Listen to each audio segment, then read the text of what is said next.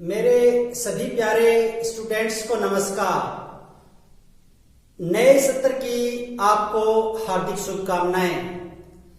अब जो नया सत्र है वो 20-21 शुरू हो गया है और हम विज्ञान कक्षा में 10वीं बोर्ड परीक्षा की जो तैयारी है वो शुरू करने में जुट गए हैं। आप सभी स्टूडेंट्स को मैं सलाह देना चाहूंगा कि जितने भी कक्षा 9 से प्रमोट होकर के स्टूडेंट्स कक्षा 10 में आए हैं वो सभी स्टूडेंट्स मेरे इस YouTube चैनल को देख करके विज्ञान कक्षा का फायदा उठाएं। इस कक्षा में आपको बोर्ड परीक्षा से संबंधित जितने भी अध्याय हैं वो महत्वपूर्ण उनकी जानकारियां आपको दी जाएंगी। आप सभी स्टूडेंट्स से मेरा अनुरोध है कि मेरे इस वीडियो चैनल को सब्सक्राइब कर लें और लाइक करें ताकि आप तक मैं जितने भी रोजाना नए वीडियो बनाऊंगा वो सरलता से पहुंच सके। आइए हम विज्ञान कक्षा के बारे में अपनी चर्चा शुरू करते हैं।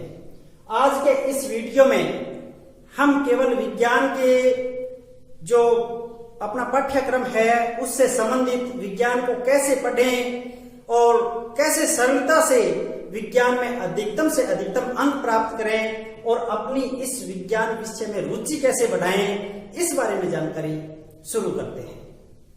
चलिए मैं आप लोगों को बता देता हूं कि विज्ञान 10th क्लास में विज्ञान को 4 भागों में बांटा गया है।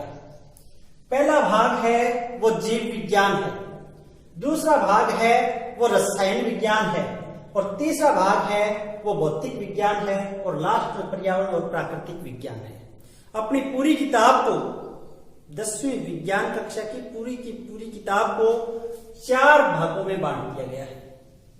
अब हम इन चारों भागों को अलग अलग पढ़ेंगे और इन चारों भागों का अंक भी डिवाइडेशन किया हुआ है अलग अलग। इन जीव विज्ञान के पार्ट का अलग अंक है, रसायन विज्ञान का अलग है, इसी तरह से इन सभी का अलग अलग अंकों का विभाजन है। इसके अंदर जो पहले 3-4 पाठ आते हैं, फिर इसमें आगे वाले 3-4 पाठ, फिर इसमें आगे वाले 3-4 और लास्ट वाले सारे पाठ इसके अंदर आते हैं। इनमें से हम शुरू कोई से भी पार्ट से करें, चाहे इस पार्ट से करें, इस पार्ट से करें, इस पार्ट से करें, इस पार्ट से, कोई फर्क नहीं पड़ता। लेकिन ये चारों का अलग अलग महत्व है, चारों पार्टों को अलग अलग तरीके से ही हमें पढ़ना पड़ेगा। चलिए अब हम इस बात की देरी किए बगैर अपने पाठ्यक्रम को आगे बढ़ाते हैं। तो उससे पहले मैं आप लोगों को बता देता हूं कि सबसे पहले हम पढ़ेंगे रसायन विज्ञान। रसायन विज्ञान से बच्चे डरते हैं और उस डर को ही सबसे पहले हम निकालेंगे। ये सरल सा है, सीधी सी थ्योरी है, जैसे हम पढ़ते आए हैं। इसमें न तो कोई सूत्र वगैरह कुछ नहीं है, ये सीधी सीधी बातें पर्यावरण प्राकृतिक विज्ञान पाठ सीधे सरल से पाठ है वो पढ़ने हैं। और यहाँ ये 2 चीजें थोड़ी बच्चों को कठिन महसूस होती हैं, तो सबसे पहले हम जो कठिन महसूस होती है उसी पार्ट को पढ़ते हैं और अपने विज्ञान का जो डर है वो निकालने का प्रयास करते हैं। उसके बाद में हम जीव विज्ञान या भौतिक विज्ञान में से पढ़ लेंगे। तो पहला अपना पार्ट होगा वो होगा रसायन विज्ञान।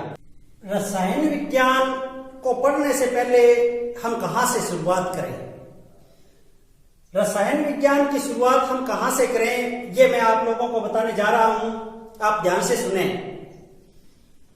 जिस तरह से हम हिंदी को पढ़ना शुरू करते हैं तो क, ख, ग, घ, ड़ ये यहां से शुरुआत करते हैं। गणित को पढ़ने के लिए 1 2 3 4 5 गिनती से शुरू करते हैं, पहाड़ों से, जोड़ घटाव से। और अंग्रेजी को सीखने के लिए हम ABCD इनका प्रयोग करते हैं। उसी तरह से रसायन विज्ञान को सीखने के लिए हमें तत्वों से शुरुआत करनी होगी। कहां से? तत्वों से।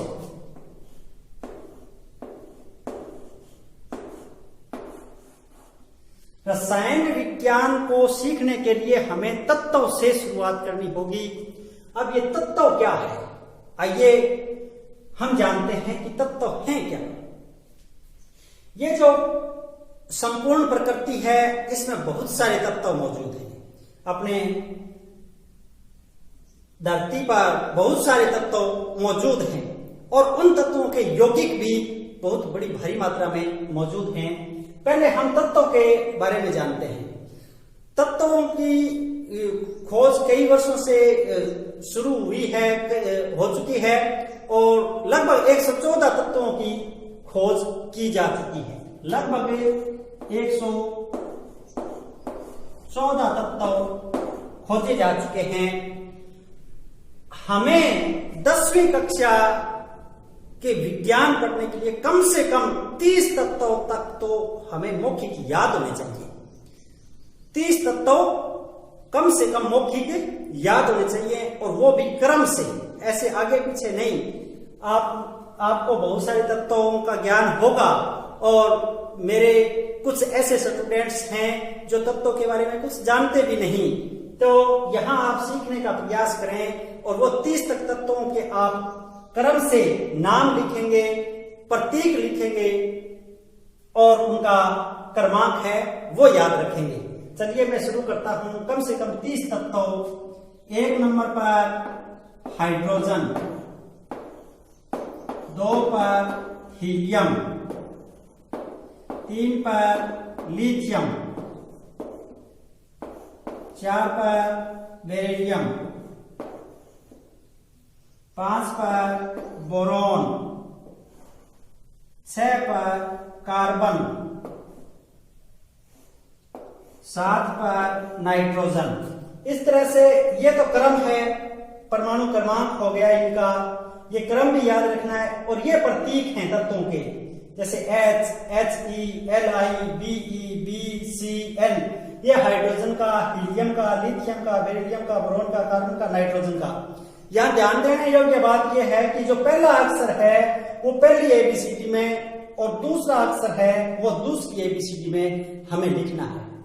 अब कई बच्चे क्या करते हैं कि दोनों ही पहली एबीसीडी में लिख लेते हैं या दोनों ही दूसरी एबीसीडी में लिख लेते हैं, वो गलत हो जाता है। जैसे मैं यहाँ आपको बताना चाहूंगा कि इस HE को इस तरह से मत लिखना, ये लिखने का तरीका गलत है, और इस HE को इस तरह से भी मत लिखना, ये भी गलत है। अपने अंग्रेजी में तो ये ही इस तरह से चल जाता है, लेकिन यहाँ विज्ञान में विज्ञान की अंग्रेजी अलग ही है, उसी अकॉर्डिंग हमें चलना है। तो सबसे पहले मैंने आपको ये बात जो सावधानी है वो बताइए, वो आपको ध्यान रखनी है कि हमें जितने भी ये तत्व लिखने हैं, पहला अक्षर पहली एबीसीडी में, दूसरा अक्षर दूसरी एबीसीडी में। चलिए अगला 8 नंबर पर ऑक्सीजन, 9 नंबर पर फ्लोरीन, 10 नंबर पर नियोन, 11 नंबर पर सोडियम, 12 नंबर पर मैग्नीशियम, 13 नंबर पर एल्यूमिनियम, 14 नंबर पर सिलिकॉन, 15 नंबर पर फास्फोरस, 16 नंबर पर सल्फर, 17 नंबर पर क्लोरीन, 18 नंबर पर आर्गन, 19 नंबर पर पोटेशियम, 20 नंबर पर कैल्शियम, 21 नंबर पर स्कैंडियम Sc,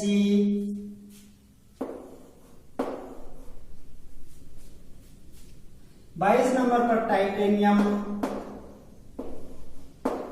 23 नंबर पर वेनेडियम, 24 पर क्रोमियम, 25 नंबर पर मैग्नीज,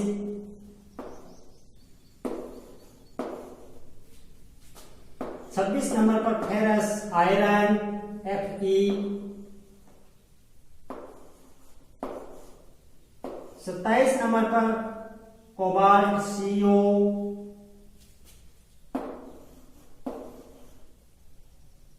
28 नंबर पर निकल, 29 नंबर पर कॉपर, 30 नंबर पर जिंक। इस तरह से आपको पहले 30 तत्व क्रम से याद करने हैं। ये एक आप अपने कोई कागज पर लिख करके दीवार पर चिपका लें और इनको क्रम से रोजाना 2 बार 3 बार पढ़ें, याद हो जाएंगे। इनके ये प्रतीक H का hydrogen, helium, lithium, beryllium, boron, carbon, nitrogen, oxygen, chlorine, neon, sodium, magnesium, aluminium, silicon, इस तरह से आप कार्बन या नाइट्रोजन बताया था, ठीक है। इस तरह से आप इनका अभ्यास करें। दिन में 2-3 बार आप अभ्यास करोगे, तब आपको ये जो तत्व है वो समझ में आने शुरू हो जाएंगे और इनके नाम आप याद रखना शुरू कर देंगे। इसके बाद में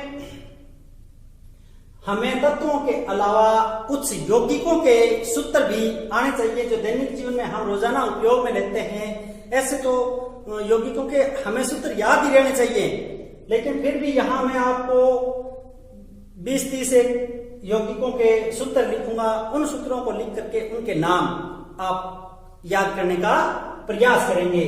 और इस वीडियो में हम यहाँ तत्व और यौगिक ये 2 ही चीज पढ़ करके रसायन विज्ञान का अपना जो पार्ट है उसको शुरुआत करने का प्रयास करते हैं, शुरू करते हैं उनको। तो चलिए आगे हम तत्व और लिखते हैं, यौगिक और लिखते हैं। उससे पहले हम इनको याद कैसे करें क्रम से, ये भी मैं तरीका आपको साथ में बता देता हूं, ताकि आपके कुछ अपने जो ट्रिक्स हैं वो भी निकल करके आए। इन तत्वों को याद करने की ट्रिक क्या है? देखो, मैंने जो इन तत्वों को क्रम से याद कर रखा है वो ट्रिक बता देता हूं। हाइड्रोजन सबसे पहले आता है।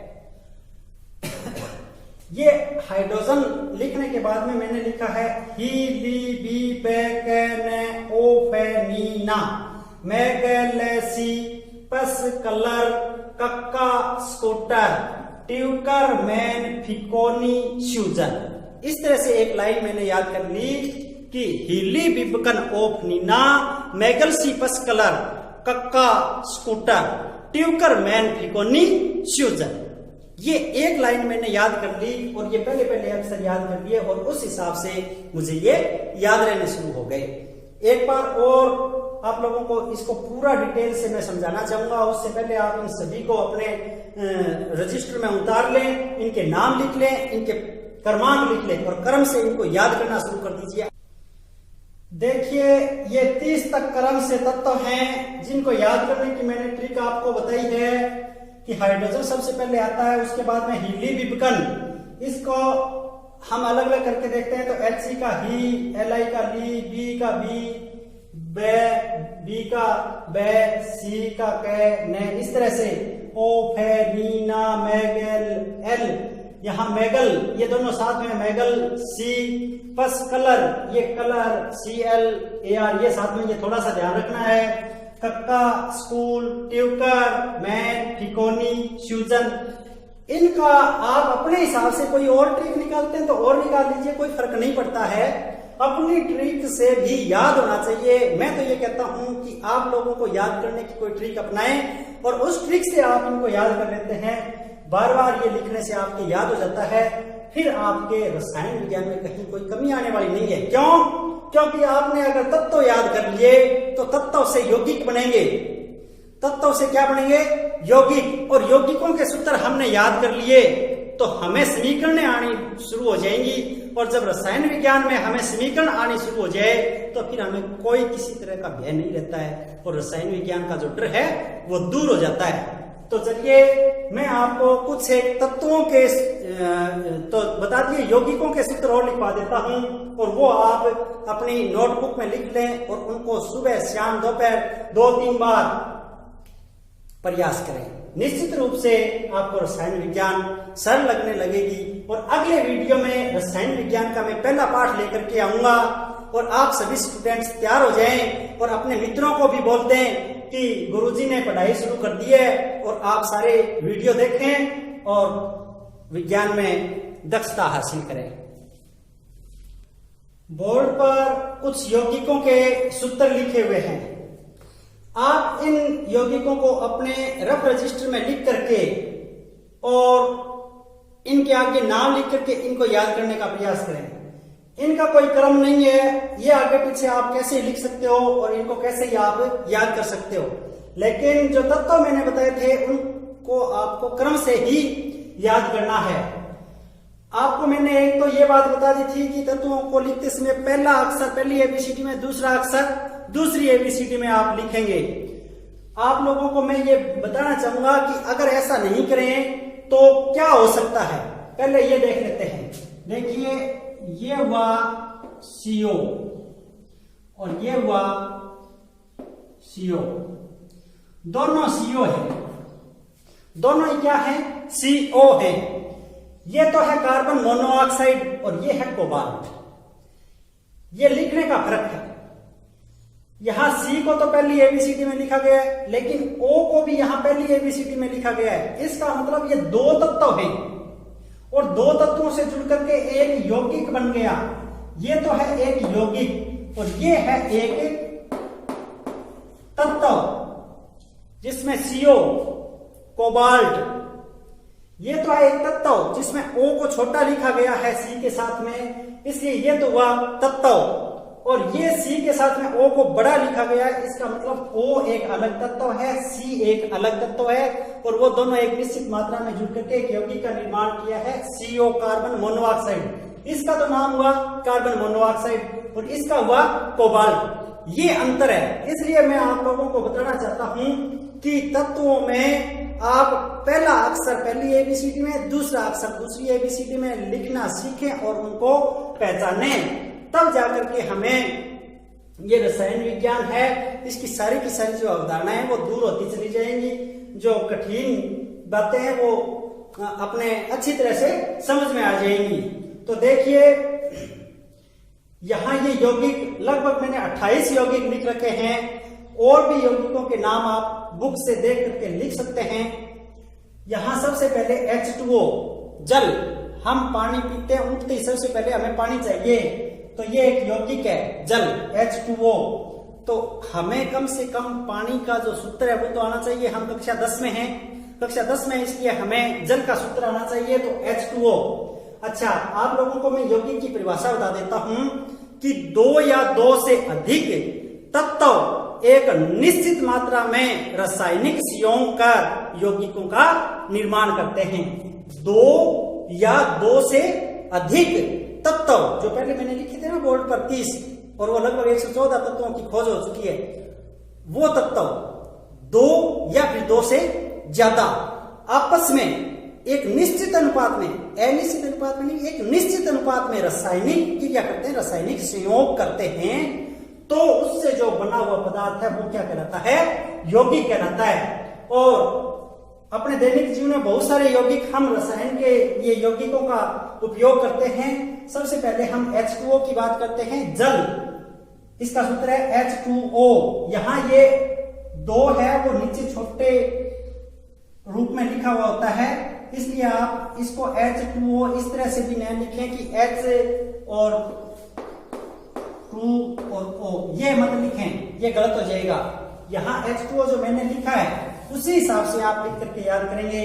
NaCl सोडियम क्लोराइड, ये नमक है, हम जो अपने भोजन पकाने में, दैनिक जीवन में, खाने में हम काम में लेते हैं वो नमक NaCl सोडियम क्लोराइड। ये क्लोरीन गैस, ऑक्सीजन गैस, प्राणवायु, जो श्वसन की क्रिया के दौरान हम काम में लेते हैं वो ऑक्सीजन।